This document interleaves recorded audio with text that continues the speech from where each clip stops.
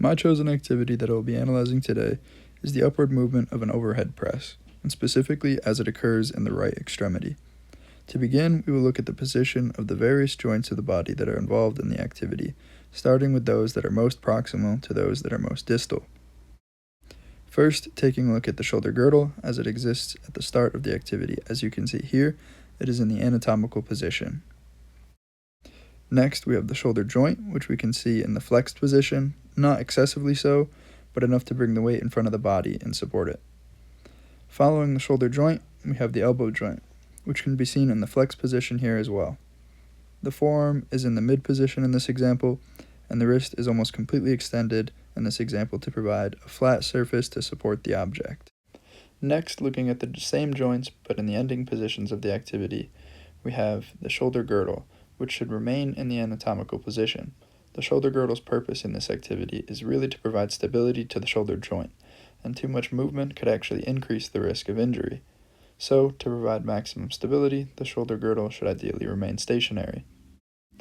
Next, looking at the shoulder joint, it is still flexed as it was in the starting position, but significantly more so now than it was initially, considering that it undergoes flexion throughout the entire upward movement that we are analyzing.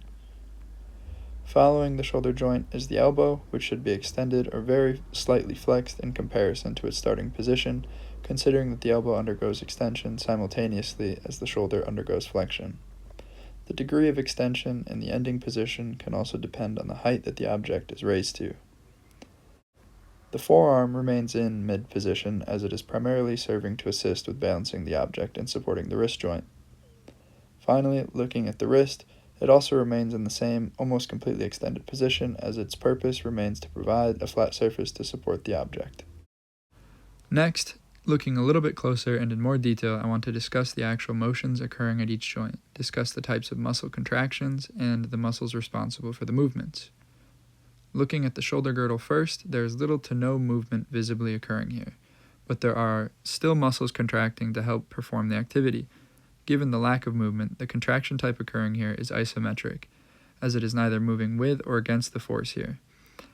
One of the primary movers responsible for the shoulder girdle's lack of movement in this case would be the elevators, preventing the depression of the shoulder girdle while supporting the weight of the object and helping stabilize the shoulder joint, with a specific contributor being the trapezius. Next, examining the shoulder joint, the movement occurring here is flexion, which is clearly visible, and this means that the contraction type of this joint is concentric, as it is moving against the force of gravity to help elevate the object. The group of prime movers responsible for this contraction would be the shoulder flexors, and more specifically, the anterior deltoid. Continuing on to the elbow, the motion occurring here is extension, and the contraction here is also concentric, as it is assisting with the process of elevating the object above the starting position. The prime movers at this joint would be the elbow extensors, and more specifically, the triceps brachii.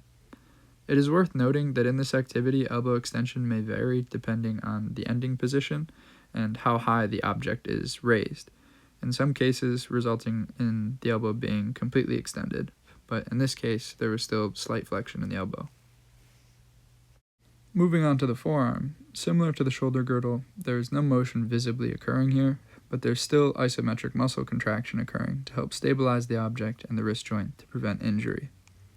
The prime movers at this joint would be the supinators, with some of the primary contributors being the supinator muscles and the biceps brachii.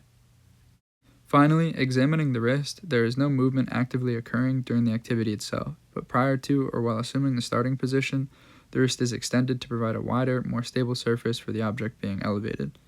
With this in mind, the contraction occurring at the wrist is isometric, and the prime movers involved are the wrist flexors, with specific examples being the flexor carpi radialis and flexor carpi ulnaris. The activity of the overhead press is closely reflective of various common daily activities that a person might do without even thinking about it. Currently, as I'm sure we all have seen and are familiar with, the process of raising a hand in class to ask a question or provide an answer requires movements very similar to those shown and discussed in this presentation. Additionally, someone who doesn't attend school might perform this activity or a similar one while placing an object on a high shelf or moving something above their head.